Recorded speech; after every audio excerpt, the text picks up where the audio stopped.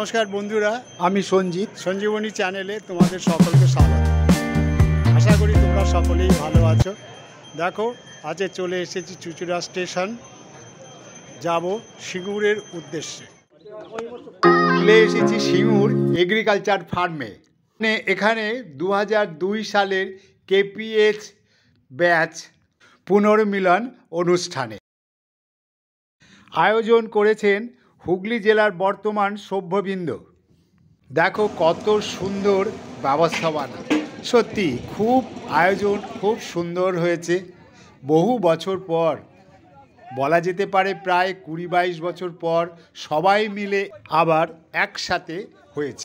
মিলন মেলা এখানে হলো, মানে এত আনন্দ হয়েছে, সবাই যেন সত্যি আনন্দে সবার সঙ্গে দেখা করে এত আনন্দে উৎফুল্ল হয়ে উঠেছে যে এত আন্তরিকতাটা তারা এতদিন নিজের মনের মধ্যে পুষে রেখেছিল, আজকে সব উগড়ে দিল।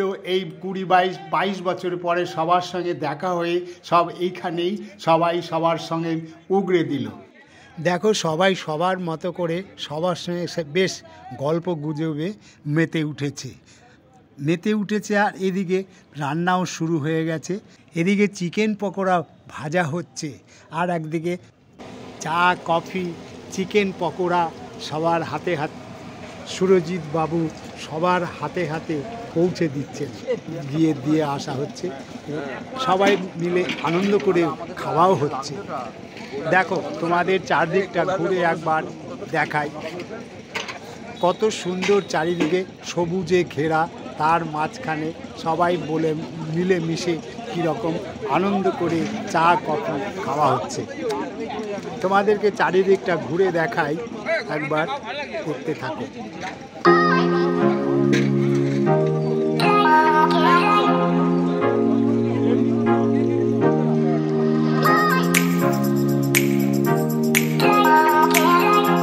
ওই দেখো বিশ্বজিৎ বাবু আসছেন, ওনারই তত্ত্বাবধানে এত বড় একটা অনুষ্ঠান উনি যোগাযোগ করে সব কিছু উনিই করেছেন।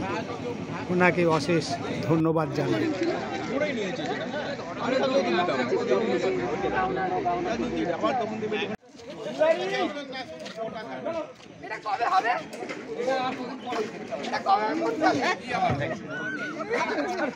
সৌমিত্র বাড়ি আমাদেরই কলিগ, আজকে আমাদের মধ্যে নেই, তারই স্মরণ সভার জন্য বিশ্বজিৎ বাবুর মুখ থেকে কয়েকটা কথা শুনব। অনেকে আমাদের মধ্যে হয়তো নেই, তার মধ্যে আমাদের 2002 সালের ব্যাচের একজনকে আমরা হারিয়েছি। আমাদের সৌমিত্র বাড়ি, বলাগড়ে ওনার বাড়ি, এবং উনি রিটায়ার হওয়ার পরে খুব বেশি দিন সারভাইভ করেননি, 1 বছর। মানে এটা খুবই প্যাথেটিক, যেটা 61 বছর যদি সরকারি নিয়ম অনুযায়ী হিসাব করি, 61 বছর বয়সে ওনার অকাল। আমি থাকবো না, থাকতে এমন তো ঘটনা হতে আমাদের জীবনটা হচ্ছে ডিসেম্বর মাসের মুরগির মতো। ঠিক আছে, দারুণ কথা বলেছি। এইটাই বলতে যাচ্ছি, এই আমাদের যে বন্ধনটা তৈরি হয়েছে, এইটা যাতে অটুট থাকে, আমাদের এই বন্ধনটা যাতে অটুট থাকে, এবং পরবর্তী পর্যায়ে আমাদের কবে কখন কি হবে মোটামুটি একটা অ্যাসাম্পশন আমাদের সবাইকে দিয়ে দিতে হবে। আমরা বেঁচে থাকি, আমাদের এই বন্ধন চিরকালের মতো যেন অটুট হয়ে থাকুক।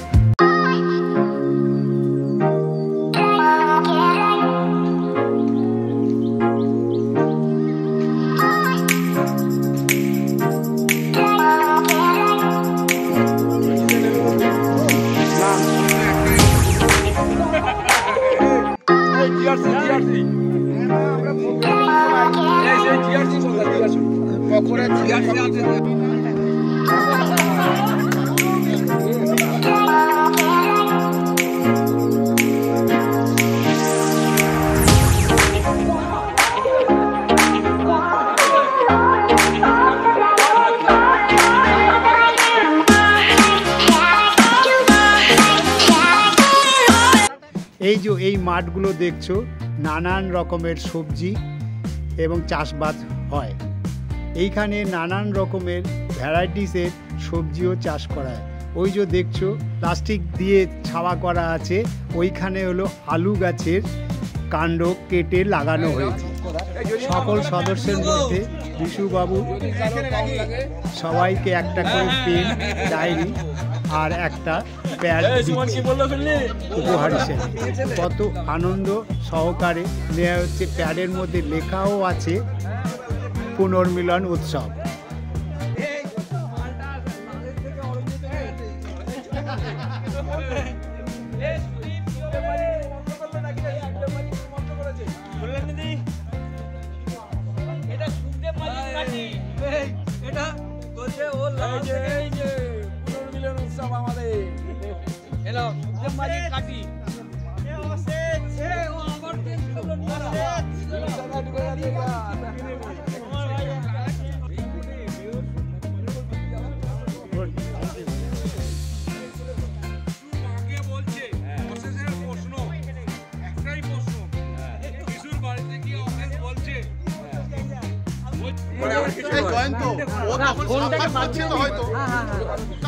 কোথায় আসবে না কি বলছে রে?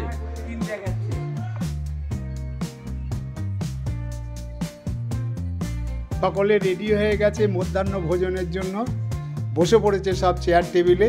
আর কিছুক্ষণের মধ্যেই সব পরিবেশন শুরু হবে।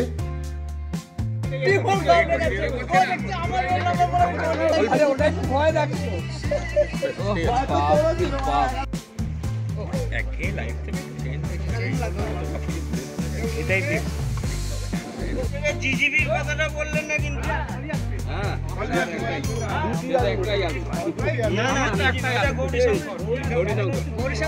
এই যে জুতো খুলে রেখে সারা ঘর ঘুরছে, জুতো পরে আছে ওখানে। জুতো রেখে সারা ঘর কি দারুণ! শীতকালে পাতের মধ্যে যদি একটা বড় বেগুনি আর ডাল পড়ে, তা দিয়ে মনে হচ্ছে ভাত একদম অমৃতের মতো লাগে। মানে কি বলবো, এর থেকে স্বাদ আর মনে হচ্ছে কিছুতেই পাওয়া যায় না। বাঙালির একদম ফেভারিট খাবার।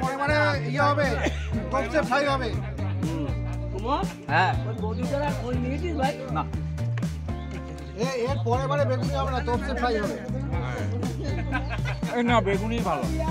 তোপসে ফ্রাই আর মুগের ডাল, সোনা মুগের ডাল। একটু ডাল দেবো?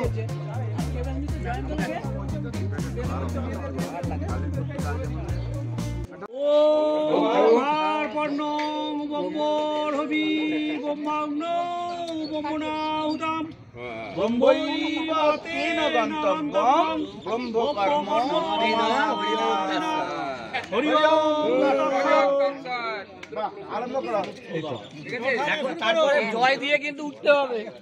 জয় দিয়ে উঠবে কিন্তু। জয় দেবের জয়।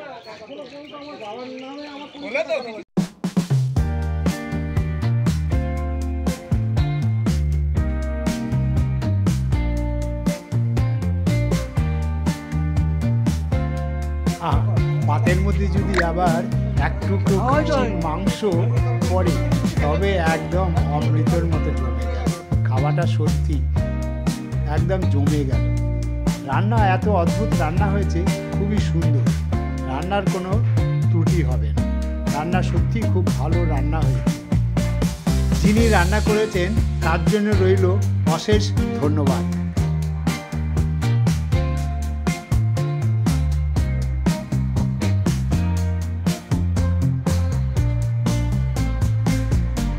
খুব সুন্দর, আর সবাই খুব তৃপ্তি সহকারেই খেয়েছে।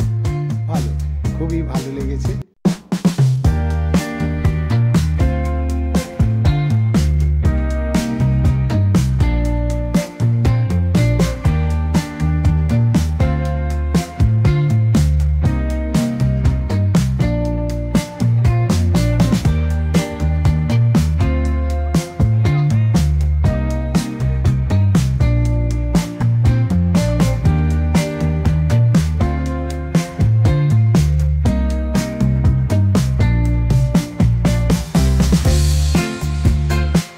ভিডিওটা দেখে যদি ভালো লেগে থাকে, তবে লাইক, কমেন্ট, শেয়ার ও অবশ্যই একটা সাবস্ক্রাইব